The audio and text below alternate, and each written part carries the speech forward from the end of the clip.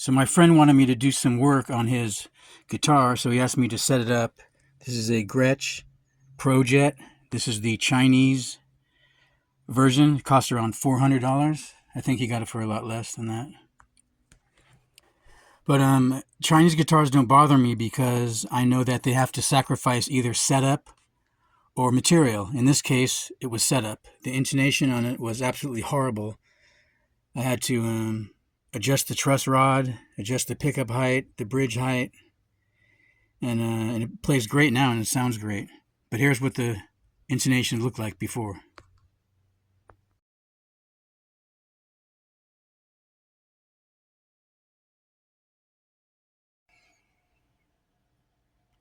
So I had to put a lot of work into it. But I would rather have it lacking in setup than lacking in material, because the last thing you want to do is spend $400 on a guitar and then have to buy, $500 worth of pickups and pots and all that kind of stuff. But it's a very well-made guitar. You can see it's mahogany and has a maple top like a Les Paul. Has good binding on it. Everything is metal on the guitar. Even this little cap that screws on is metal. All the knobs are metal, and there's a separate screw to tighten it to a post. The output jack, it has all good access to all the electronics on the back. It does have strap lock, but it's not the quick release kind. It's the kind that unscrews. It's kind of a pain, but see, there's just a post there.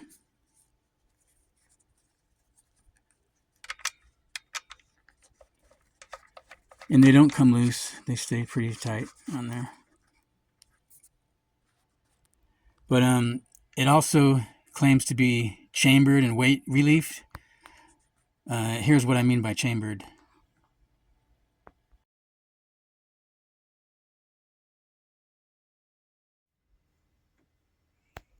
So no doubt all these metal components here are contributing to the weight of it, even though it is chambered. But it is a great guitar.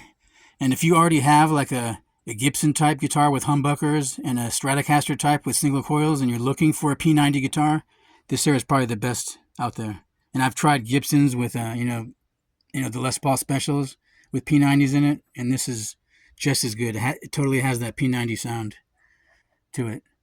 They do hum a little bit, so I'll explain that in this next clip.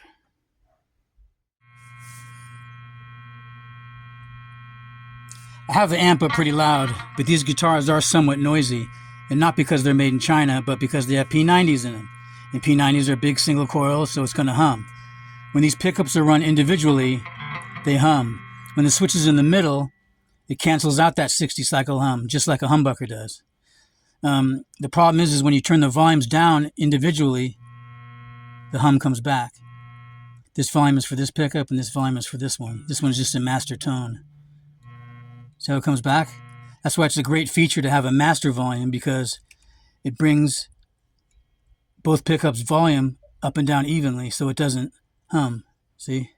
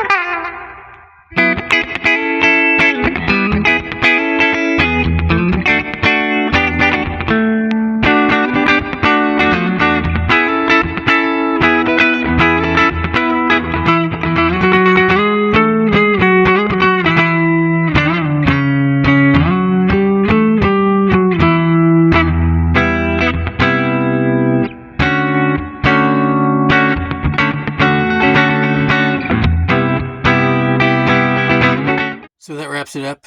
Thanks for watching. My name's Phil. This is the Preamp channel, and see you in the funny pages.